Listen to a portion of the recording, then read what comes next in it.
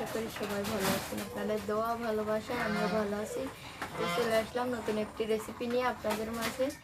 আজকে আমি বানাবো কটকটি। তা কীভাবে কটকটি বানাই চলেন দেখে আসি। তো আমি ময়দাটা নিয়ে নিয়েছি, এখন দিয়ে দেবো স্বাদ মতন লবণ। তো আমি এখন এতে দিয়ে দিয়েছি সর্ষের তেল, কালো জিরা, লবণ, চিনি দিয়ে সুন্দর করে মাখিয়ে নিয়েছি। মুঠো যেই হবে তখন আমি পানি দিয়ে আবার খামিরটা মেখে নেব। অল্প অল্প পানি দিয়ে খামিরটা মেখে নিতে হবে।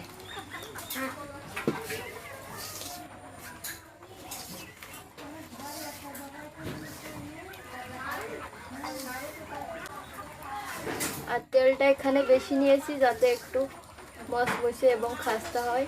তেল যত দেবেন তত ভালো হবে, তেল টানবে না, মচমচে হবে।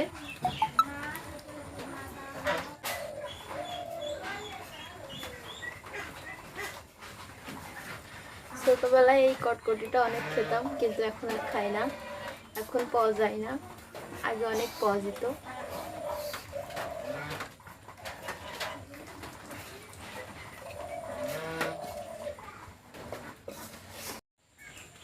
তো আমার খামিরটি মাখা হয়ে গেছে, এখন আমি বেলে নেব। তেল দিয়ে ছানা বলে কি সুন্দর নরম হয়েছে।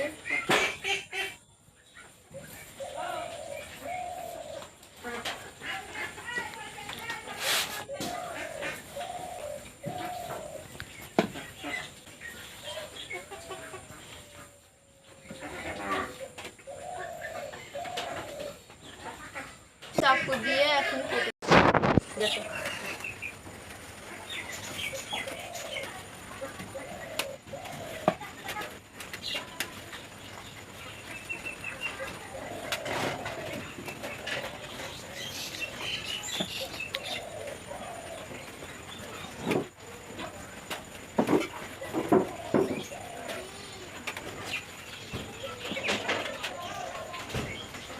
তো আমার কাটা হয়ে গিয়েছে, এখন আমি তুলে থুয়ে দেবো।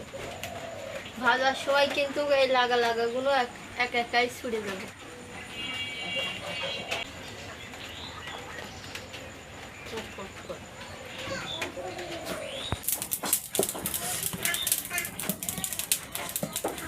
কড়াইটা গরম হয়ে গেছে, এখন আমি তেল দিয়ে দেবো।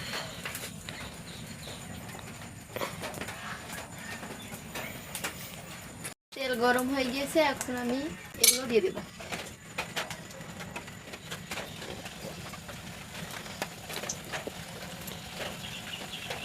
কড়াই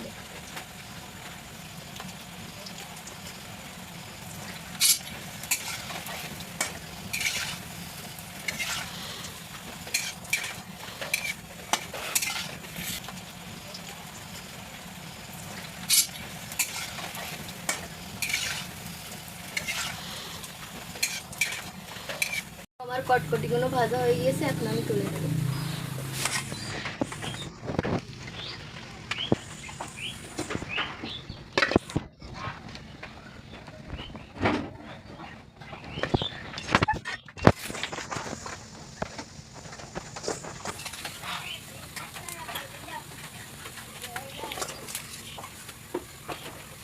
আমার কটকটিগুলো ভাজা হয়ে গেছে, দেখেন কত সুন্দর কালার এসছে। এই যে আমি ভেঙে দেখাচ্ছি কত সুন্দর খাস্তা হয়েছে।